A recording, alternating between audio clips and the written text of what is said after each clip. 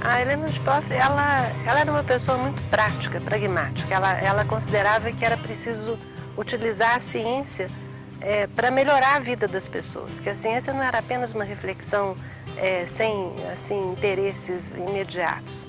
E ela propôs coisas práticas baseadas na formação que ela tinha, no conhecimento que ela tinha da psicologia da criança, da psicologia das pessoas e dos processos educativos. Ela considerava que a educação devia ser uma ciência. Ela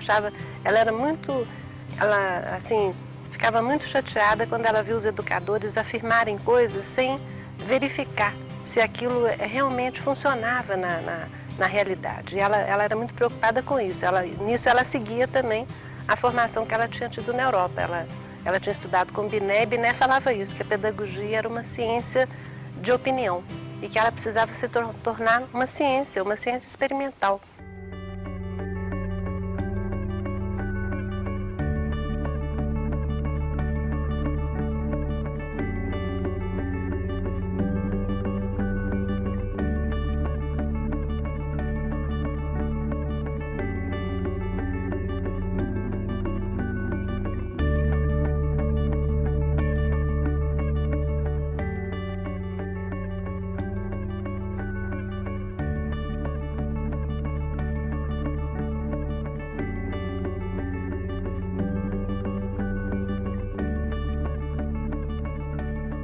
Na época, tinha um grande cientista russo, que era o Ivan Pavlov, e ele ganhou o prêmio Nobel em 1905. Em 1905, a Helena Antipoff, ela tinha 13 anos.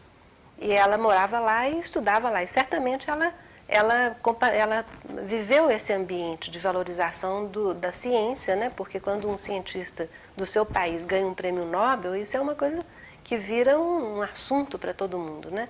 E além disso, a família dela também valorizava os estudos. Ela teve uma educação assim muito sofisticada do ponto de vista intelectual. A mãe era pedagoga, gostava muito de ler com as filhas. O povo russo é um povo camponês e eles dão muito valor à terra e ao produto da terra. Tá vendo? Ela teve uma formação ao mesmo tempo urbana, mas ela tem essa característica também, que não é só russa, é europeia em geral, né?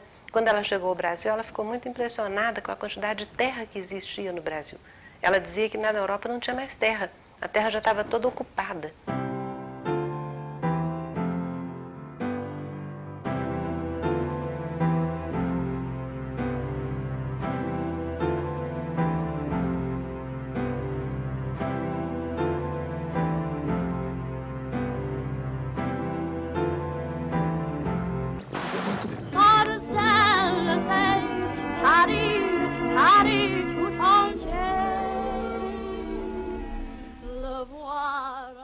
Quando ela sai da Rússia e vai para a França, ela começa a fazer um curso de medicina. O interesse inicial era medicina, né? E depois ela começa a assistir aulas, cadeiras de psicologia e vai cada vez mais se interessando por essa área. É um momento em que a psicologia está sendo chamada a ajudar na área da educação. É um momento aí de renovação da educação, um momento aí do auge, né, das ideias da escola nova, né? E a psicologia é uma das ciências que vai ter aplicação direta aí nessas reformas educacionais. Então, um dos princípios, né, da escola nova, uma das ideias básicas aí é da escola sob medida para o aluno, uma escola que leve em consideração o estágio de desenvolvimento da criança, o interesse, a inteligência, capacidade, potencialidades, né? E a psicologia está começando a descrever esses estágios de desenvolvimento, está começando a criar técnicas, né, para medir inteligência, interesses. Então, a psicologia, eu acho que ela percebe, assim como os escolanovistas percebem nessa época, que é uma área que tem grande aplicação na educação.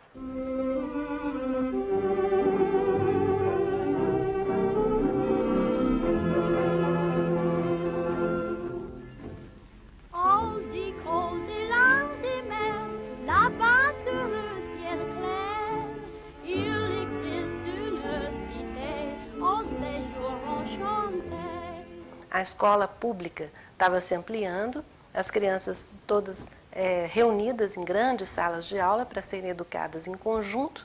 O que vai acontecer? As crianças tinham ritmos diferentes de aprendizagem, elas aprendiam diferentes, não tinha jeito de todo mundo naquelas grandes salas de aula do final do século XIX, início do século XX, quando a educação estava se tornando um direito também, era uma reivindicação das sociedades ocidentais, o direito à educação. Então, todo mundo queria mandar as crianças para a escola. Chegava na escola, as crianças se reuniam naquelas grandes salas de aula, aparecem as diferenças entre elas. Esse é que era o assunto dos psicólogos. Por que as crianças aprendem diferente? Então, uns achavam que porque elas têm capacidades herdadas, inatas, hereditárias, que elas já vêm com essas capacidades. Outros achavam que não, que eram os processos de aprendizagem que iam construindo essas capacidades intelectuais nas crianças. Então, essa discussão, ela vai aparecer na psicologia, e isso é que vai ser o tema do Binet. É claro que as pessoas sabiam que, sobre o pensamento, a filosofia ocidental, já há muito tempo já estava trabalhando sobre essa questão do pensamento. Agora, vamos dizer assim, a novidade era fazer isso de maneira experimental, ou seja, a partir de dados empíricos. O que ela trouxe lá, o que principalmente marcou a passagem dela por Paris, foi aprender a trabalhar com dados empíricos em relação aos processos cognitivos, que é o que ela fez lá no laboratório do Binet. De uma maneira muito crítica também, porque ela também sabia, todo mundo sabia que isso era uma coisa muito delicada, não era uma coisa fácil, né? Depois, esses testes de inteligência que foram inventados lá nessa época, eles foram usados amplamente nos grandes sistemas de ensino de massa, no mundo inteiro, né? Medida das capacidades intelectuais das crianças para poder organizar salas de aula, para poder separar as crianças que aprendiam mais depressa, que aprendiam mais devagar. Isso deu origem a muitos problemas, até um problema sério, que era você definir o destino de uma criança com base num exame como esse. Atualmente, inclusive, a gente não aceita mais isso.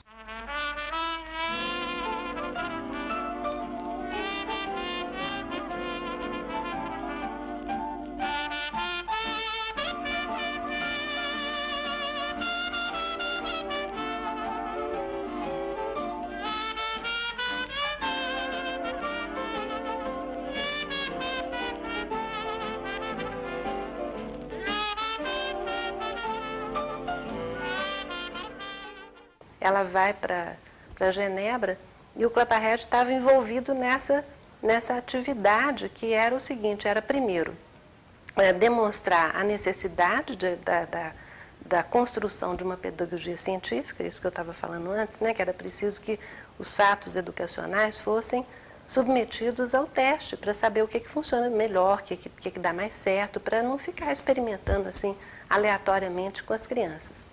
E isso era muito claro para eles. Claparède era médico, ele recebia no consultório dele mães que levavam crianças com problemas e ele estava vendo que eram problemas muitas vezes que podiam ser solucionados na escola, não precisava chegar na mão do médico. Se os pedagogos tivessem uma formação para poder conhecer melhor as necessidades das crianças. E ele vai, então, propor a educação funcional era exatamente isso, era a ideia de que a educação deve obedecer às necessidades das pessoas que estão na posição de serem educadas.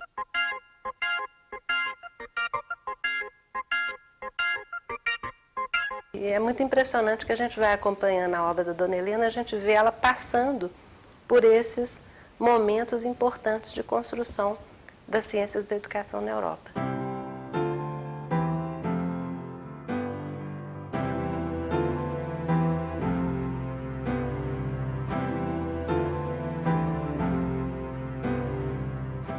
O Instituto Rousseau foi uma das primeiras escolas de educação da Europa. Aí eles criavam a escola de educação e criava também uma escolinha para os alunos aprenderem as técnicas educativas com aquele grupinho ali. Eram chamadas escolas de aplicação. Eles falavam assim, a atividade livre em um ambiente ordenado constrói a disciplina interior.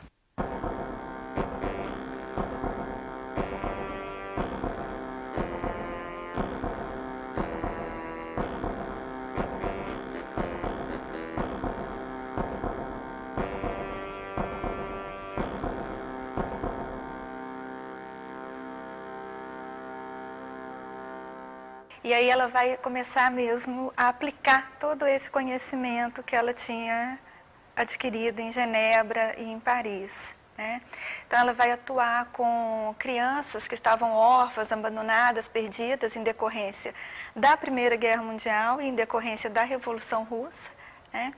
E ela começa a colocar em prática principalmente as técnicas de avaliação psicológica para poder fazer um processo de seleção dessas crianças e encaminhamento para instituições, uma vez que eram crianças que estavam desamparadas. E aí ela vai vai se utilizar da metodologia proposta por Lazursky, que era a experimentação natural. Por quê? Porque ela descobriu o seguinte, que quando aqueles testes padronizados que ela tinha aprendido a fazer lá na França e na Suíça, quando ela aplicava nessas crianças, os resultados não eram compatíveis com a observação.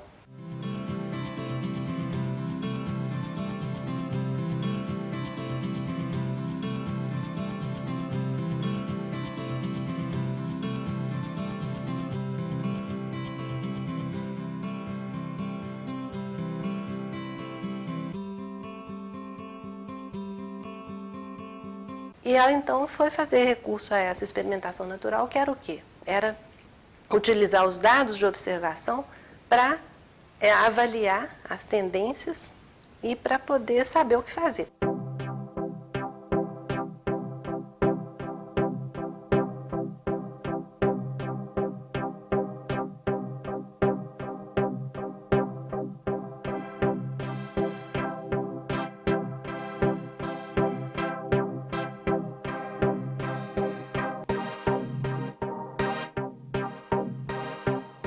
Depois ela vai realmente desenvolver essa metodologia, né? Não só lá na Rússia, nesse período, mas depois ela vai trazer ao longo da vida, ela vai continuar desenvolvendo.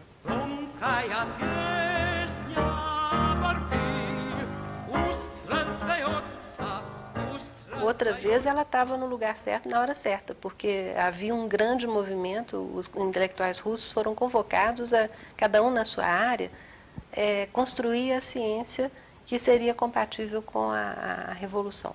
E na área da educação era preciso reformar a educação para formar essas pessoas que iam ser capazes de implantar esses ideais revolucionários. E isso vai acontecer especialmente na área da psicologia e na área da educação, com a psicologia de orientação sociohistórica, com a qual ela teve contato na época também. Ela estava no congresso, por exemplo, conhecido como onde o Vygotsky apresentou pela primeira vez a teoria sociohistórica. Ela estava presente nesse congresso e ela também apresentou um trabalho sobre as diferenças culturais de pensamento. Ela analisava as diferenças entre as crianças em função de classe social, no desempenho cognitivo.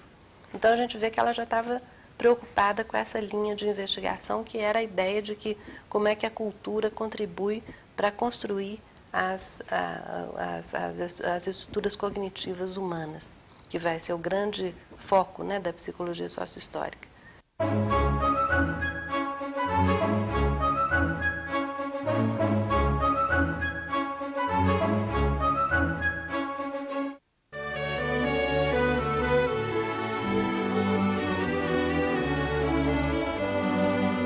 Ela passou por Berlim rapidamente, mas não gostou muito, não se adaptou, e o Claparède mesmo providenciou um convite para ela ir para Genebra. Para ela era melhor, porque ela tinha saído da Rússia, né, tinha perdido a cidadania russa, então ela precisava mesmo estar num país neutro. E a Europa, né, nesse período entre guerras, era uma situação política muito complicada. Piaget, nessa época, já era também assistente lá no Instituto Rousseau, trabalhava também junto com o Claparède. Os dois vão ser colegas lá. E é um período de muita produção intelectual para ela, para o Piaget e para o Claparède. Não só nessa área da educação internacional, mas também na área igual você falou, da elaboração da perspectiva construtivista em psicologia e em educação. E ela vai, então, vai estudar, o Piaget já estava produzindo a obra, começando a produzir a obra dele, ela vai tomar conhecimento dessa obra, ela cita extensamente o Piaget, daí para frente, nas coisas que ela escreve. Aqui no Brasil ela vai ensinar também, né? Ela é uma das primeiras, eu acho que ela foi possivelmente a primeira pessoa que ensinou Piaget no Brasil. E quando ela é convidada para vir para o Brasil, ela estava com todas essas informações muito, assim, vamos dizer, atualizadas sobre o que estava acontecendo na área da psicologia da inteligência, na perspectiva de Genebra, que é a perspectiva construtivista. A ideia central também deles era que a inteligência é alguma coisa que se constrói na interação do sujeito com o meio ambiente e não só o meio ambiente físico, mas o meio ambiente social também. Com que roupa que eu vou pro samba que você me convidou?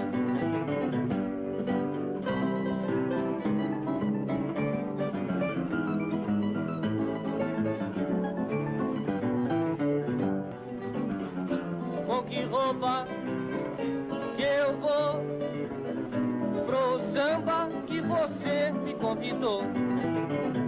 Ela vem propondo uma série de mudanças que, na verdade, assim, não são propostas dela, faz parte de uma reforma do ensino que estava acontecendo em Minas Gerais. É nesse contexto que ela é convidada a vir, né? Então, ela vem dar aula de psicologia, de educação, numa escola chamada Escola de Aperfeiçoamento de Professores. E o trabalho dela vai ser o quê? Vai ser ensinar psicologia para professoras já formadas, que vinham de Belo Horizonte e de outras cidades, para se aperfeiçoar e poder implantar a reforma de ensino nas suas respectivas escolas. E vieram pessoas também de outros lugares do Brasil que vieram aprender aqui também.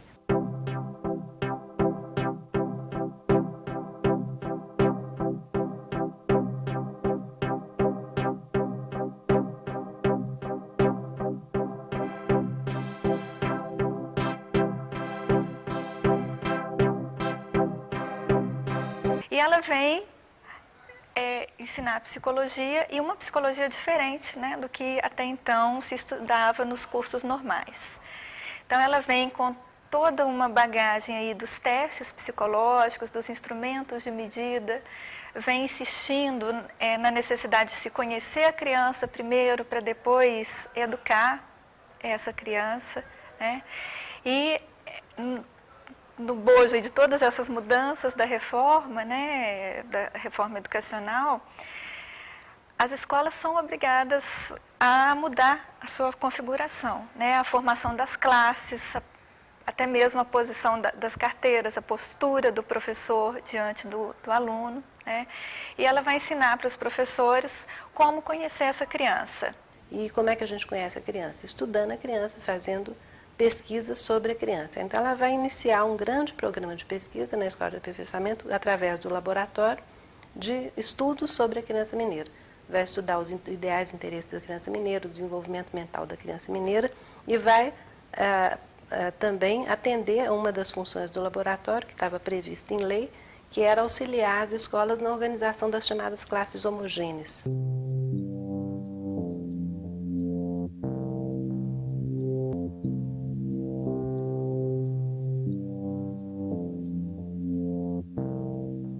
Uma das ideias da época é de que classes formadas por crianças com o mesmo nível de desenvolvimento, as crianças conseguem se desenvolver, aprender mais rápido, né? Então essa era uma das ideias que começa a ser implantada e que ela vai estar à frente disso. É uma das ideias que depois ela mesma vai criticar, né? Que depois tem toda uma preocupação dela com a questão da inclusão, com a questão da não segregação da criança especial, e ela vai acabar concluindo que essas classes homogêneas não funcionam tão bem quanto previsto. Por exemplo, ela chegou a ver, quando organizava as classes, A, B, C, D e tal, depois tinha uma classe especial, aí não tinha lugar para pôr a classe, então a diretora punha no pior lugar do grupo, punha lá no porão. E ela ficou horrorizada, isso ela fala num dos... Eu já vi um manuscrito dela em que ela fala isso, não pode. Essas crianças elas têm que ter um atendimento especializado e elas têm que ser colocadas, as melhores professoras têm que se dedicar a elas.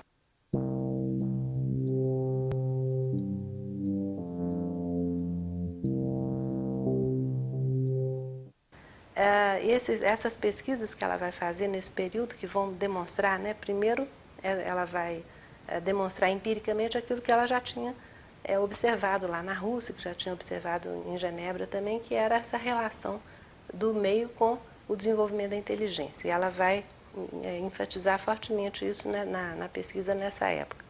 E isso vai dar lugar também às iniciativas para criar instituições específicas para educação e reeducação de crianças com problemas mais graves, que não podiam ser tratados nas escolas normais.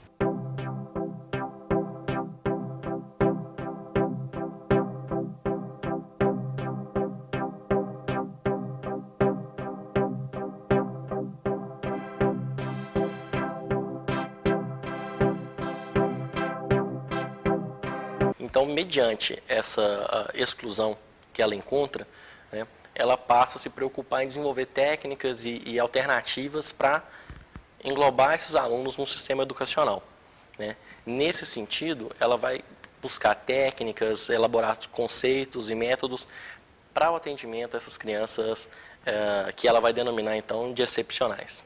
Né? Nesse sentido, há um pioneirismo da obra dela no Brasil, no sentido de nomenclatura, por exemplo, ao cunhar o termo excepcional, hoje vastamente conhecido, né?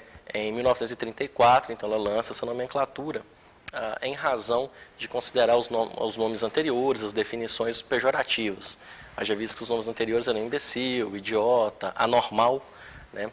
Termos que ela julgava que eram muito mais, estigmatizavam muito mais do que auxiliavam no entendimento dessa criança que tinha suas especificidades e suas dificuldades, né, e não conseguia se enquadrar aquela educação que lhe era oferecida.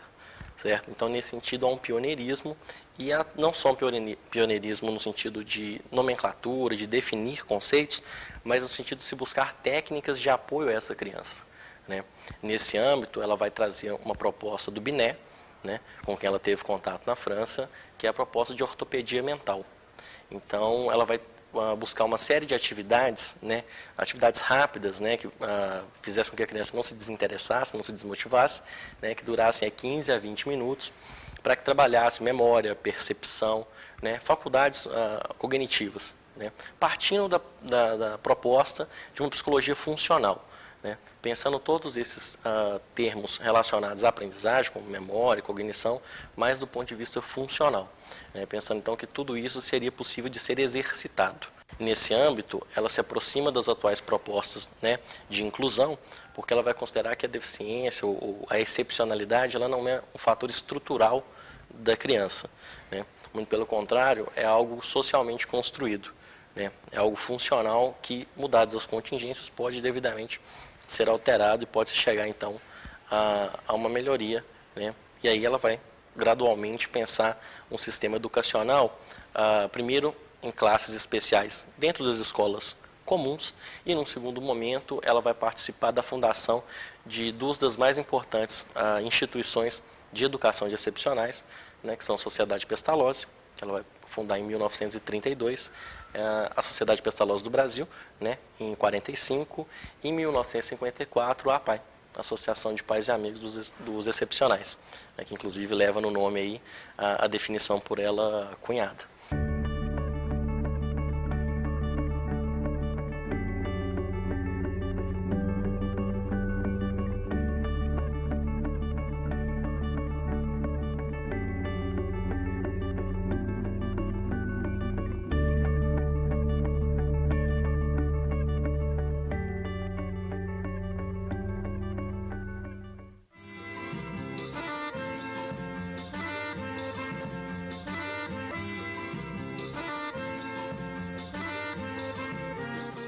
O Brasil é um país rural, tem muita gente, muito trabalho para as pessoas fazerem no meio rural, então vamos profissionalizar essas crianças no meio rural. Então vamos comprar uma fazenda e tal. Aí vem essa história toda da motivar o pessoal da Sociedade Pestalozzi para comprar uma propriedade rural nas imediações aqui de Belo Horizonte, onde eles pudessem trazer os meninos para se profissionalizar, para aprender mesmo os fazeres, né, do meio rural. Que era uma coisa também que estava no ideário da Escola Nova na Europa. A ideia de que no meio rural, que as escolas novas, as escolas, assim, as inovações pedagógicas tinham que ser experimentadas, assim, em pequena escala, no meio assim, mais natural, em contato com a natureza e tal, tinha essa ideia um pouco romântica assim, né, de contato com a natureza também. Num galho seco eu vi pousar um passarinho, aos seus filhinhos vem cantar uma canção. Você imagina 2 ou 3 professoras vindo para o interior de Minas naquela época, em 1940, sozinhas com os meninos abandonados, que tinham sido retirados do abrigo de menores lá de Belo Horizonte, para ensinar eles a viver numa fazenda. Então elas vão morar na fazenda, põem lá um crucifixo na sala, tinha um cotidiano já planejado, né? A hora de rezar, a hora de plantar, a hora de colher, a hora de ensinar. Cria uma escolinha rural, chama os meninos da região aqui, também não tinha nenhuma escola na região, os meninos da região vão frequentar também, era ótimo que tivesse uma sala, uma chamada escola reunidas, né? É uma escola, aquela escola rural de uma sala só, que ficava todo mundo da mesma idade na mesma sala.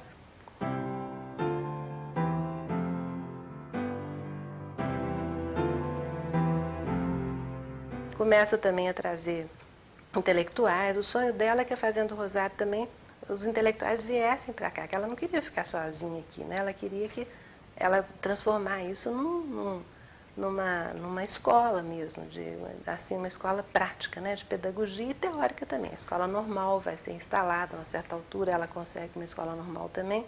Piaget esteve aqui, o André Rey veio de Genebra para dar um curso de psicologia que formou uma opção de psicólogos, quando não existia psicologia ainda como um curso universitário.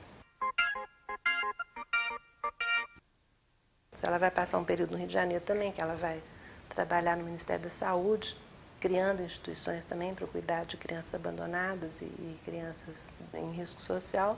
Cria a Sociedade Pestalozzi do Brasil, no Rio de Janeiro também, e vai sempre agregando pessoas em torno dos projetos e ampliando esses projetos na medida do possível. E conseguindo recurso. Aqui na Fazenda do Rosário, ela conseguiu muito recurso nos anos 50 do Ministério da Educação para a instalação de um curso chamado Instituto Superior de Educação Rural.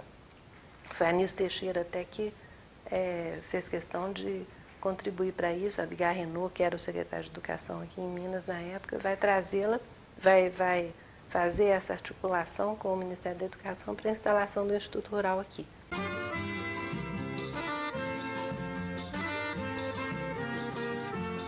A Fazenda do Rosário parecia, eu tinha uma colega lá na Faculdade de Educação que falava assim, parecia uma colmeia. Era aquele movimento, aquela animação, as pessoas cheias de todos os níveis, né, de ensino, né, porque tinha escola primária, tinha escola normal, tinha o Instituto Superior de Educação Rural, que dava cursos de especialização.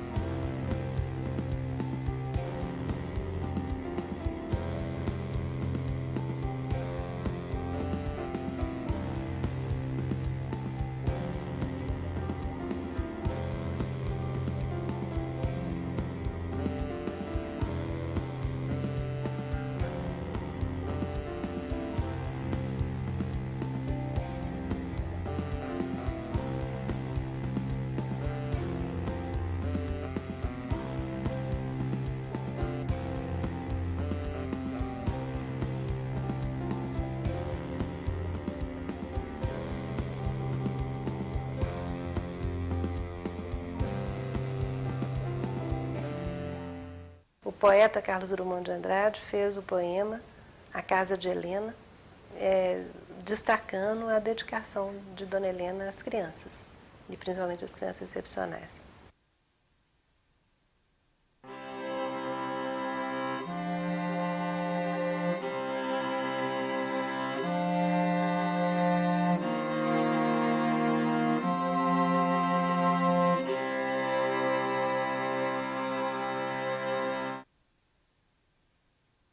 Ela era muito assim, vamos dizer, ousada até, né? Porque ela queria... Tem um caso interessante que contam dela, um grande amigo dela, que é o professor Pierre Vaio, e o Pierre contava que um dia ele veio aqui na Fazenda do Rosário visitar a Dona Helena, E a dona Helena virou para ele e falou assim, estava mostrando aqui, aqui fica isso, aqui, né, nós estamos fazendo esse prédio aqui, parece que já existia. E ela virou para ele e falou assim, e ali é a biblioteca. E ele olhou, não tinha nada, tinha mato, no lugar que ela apontou, sabe?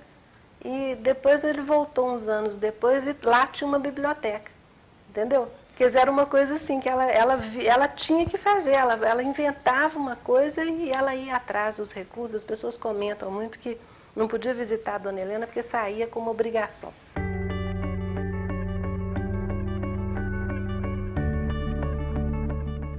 Doce, terna com qualquer um, mas também, se você cuspisse errado, ela não deixava para depois, não. Você levava na mesma hora. É? Ela dava uma bronca? Na hora. Como, dona Helena? É brava. Muito brava? Brava. É? É, mas era um amor em pessoa. Mas nas coisas que ela não concordava, ela era imediata. Dinheiro, meu filho, é para servir os pobres, era a bem do próximo. A dona Helena, se nasceu rica lá na Europa, eu não sei, mas aqui no Brasil, eu vou falar, nasceu pobre, morreu pobre. Era assim. Fulano está ali pobrezinho, pega aqui esse dinheiro, vai lá, dá para ele. Fulano está precisando disso, vai lá, dá para ele. Não era dela. Dona Helena não acumulou riqueza.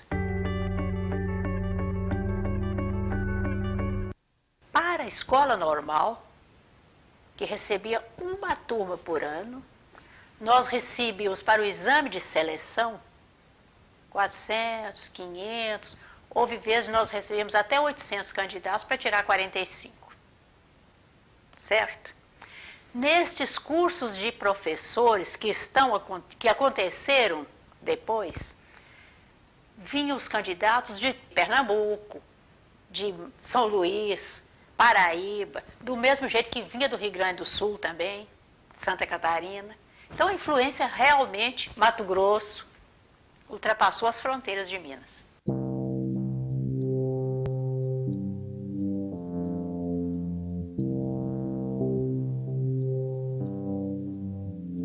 No início dos anos 40, ela começa então a ensinar psicologia para os licenciados da Faculdade de Filosofia. Depois ela se afasta durante um período, vai para o Rio de Janeiro. Em 1948, 49, ela volta para Belo Horizonte, a convite da Abigail Renault. E nessa época também ela reassume a cadeira de Psicologia Educacional na universidade. E lá na universidade ela vai trabalhar no sentido de continuar formando educadores com uma formação específica em Psicologia Educacional, que ela prezava muito, ela achava que o educador tinha que ter uma formação em psicologia muito avançada. Depois, uns anos depois, foi criada a Faculdade de Educação da UFMG, foi desmembrada, né, na época da reforma universitária. A Faculdade de Filosofia foi desmembrada no sistema básico, que é as ciências biológicas, exatas e humanas, e a Faculdade de Educação vai se tornar uma instituição autônoma. E nessa época, a congregação da Faculdade de Educação vai propor o título de professora emérita para Helena Antipoff, que ela recebe efetivamente em 1972.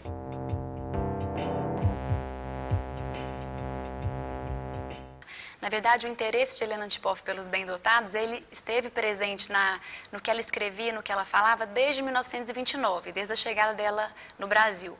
Mas ela só se dedicou mesmo com uma obra específica nessa área nos últimos 4 anos de vida dela. Então, costuma-se dizer que foi a obra caçula dela, né? Foi esse trabalho com os bem-dotados. E, na verdade, bem-dotado é um termo que ela sugeriu também, porque ela acreditava que superdotado, esse prefixo super, ele denotava algo assim de muito raro, de muito incomum e que poderia trazer estigmatizações assim. Então ela preferia denominá-los de bem-dotados. E para ela, quem seriam os bem-dotados? Eram aquelas crianças, jovens ou os adultos que sobressaíam da média da população nas várias áreas do desenvolvimento humano, não só na área intelectual e cognitiva, que é aquela medida nos testes de QI, no desempenho numa escola, numa sala de aula, mas também nas áreas artísticas, no esporte, na área científica, né? Então, a proposta dela nos últimos anos da vida dela, na verdade, ela se sentia em débito com os bem-dotados, porque ela já tinha feito uma vasta obra em prol dos deficientes e ela sentia que tinha alguma coisa que devia ser feita para já, para essa outra, né, para esse outro extremo aí da população. E o foco do trabalho dela não foi para os bem-dotados do meio rural.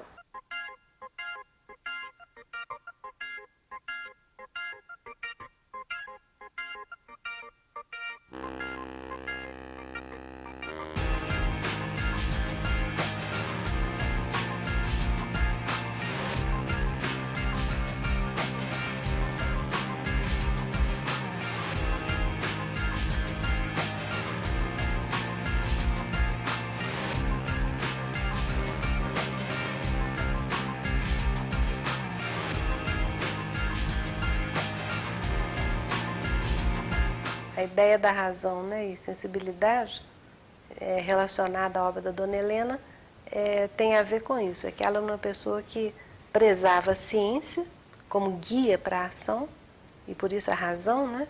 E também a sensibilidade para saber aonde que era necessária essa ação para melhorar a vida. Ela achava que a ciência só tinha sentido se fosse para melhorar a vida.